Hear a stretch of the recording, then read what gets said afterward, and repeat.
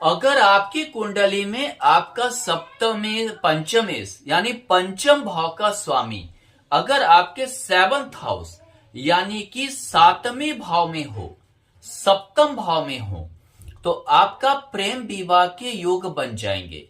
यानी हो सकता है आपका प्रेम विवाह हो या ऐसे परिवार में विवाह हो जिनको आप बहुत अच्छे से जानते पहचानते हो, यानी किसी परिचित परिवार में विवाह के योग बन सकते हैं। लेकिन अगर पंचमेश मान लीजिए कि पाप राशि के हों, यानी कि शनि मकर, कुंभ या मेष हों और उनके स्वामी शनि या मंगल सप्तम भाव में स्थित हों, तो आपके विवाह में देरी हो सकता है, अड़चन के साथ हो सकता है। बहुत बार अंतर जातीय विवाह होने के कारण पहले अड़चनें आती हैं, फिर विवाह संभव होने के योग बनते हैं।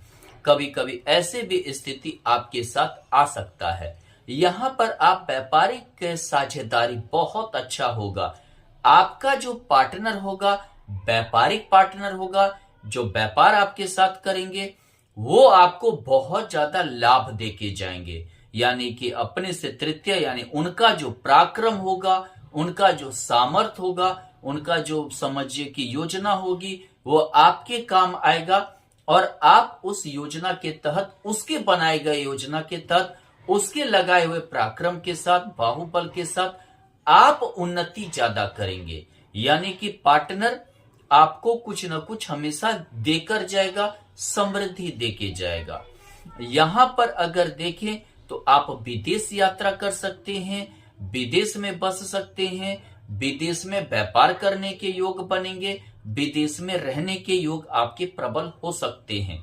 दूसरी बात, आपको संतान, एक योग्य संतान प्राप्त होगा। संतान की भी पढ़ाई लिखाई, रहने इत्यादि के योग विदेश में हो सकता है।